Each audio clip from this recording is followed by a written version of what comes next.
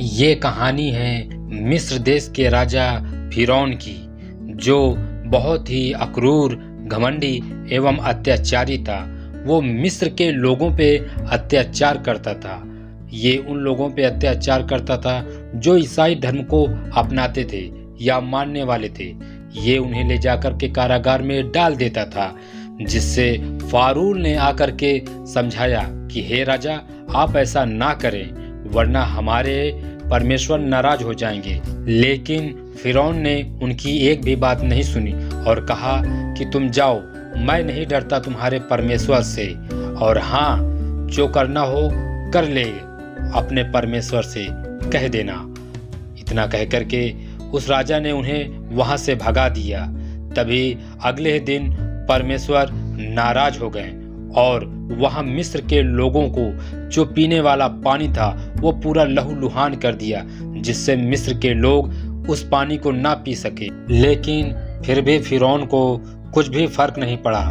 उसके अगले दिन परमेश्वर ने मिस्र के लोगों पे मधुमक्खियां छोड़ दी, जिससे काट काट के पूरा शरीर सुझा दिया। लेकिन फिर भी फिरौन को कुछ फर्क नहीं पड़ा। फिर अगले दिन परमेश्वर ने उनके जानवरों को मार डाला, यहाँ तक कि बकरी, भैंस, भेड़े, ऊंट सभी को मार डाला, जिससे फिरौन को फिर भी चिंता नहीं हुई। फिर परमेश्वर ने वहाँ के मिस्र के लोगों पे ओले भी बरसाए, जिससे सारी फसलें नष्ट हो गई, और जो कुछ फल रह गए थे वो कीड़े भेज करके उन्हें भी नष्ट करवा दिए परमेश्वर ने। लेकिन उससे भी फिरौन को कुछ समझ नहीं आया। फिर परमेश्वर ने मिस्र देश पे अंधकार छा दिया। उसके बाद भी फिरौन की आंख नहीं खुली। फिर परमेश्वर ने फिरौन के लड़के को भी और उसकी बीवी को भी मार डाला। तब फिरौन बहुत चिंतित हो गया।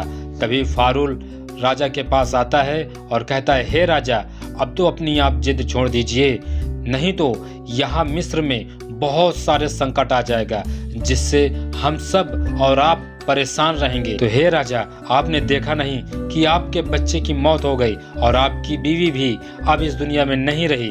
अब तो आप अपनी आंखें खोलिए और जानिए कि परमेश्वर है इस दुनिया में, वरना बहुत अनर्थ हो जाएगा।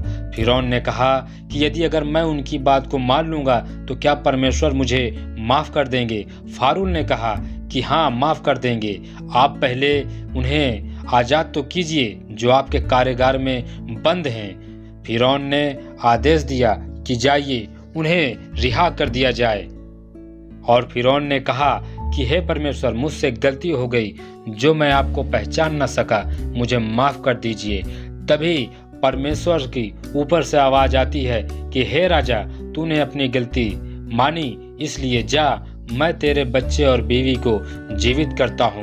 लेकिन ध्यान रहे, तू कभी अब ईसाइयों पर कभी अत्याचार नहीं करेगा, ना ही उन्हें सताएगा।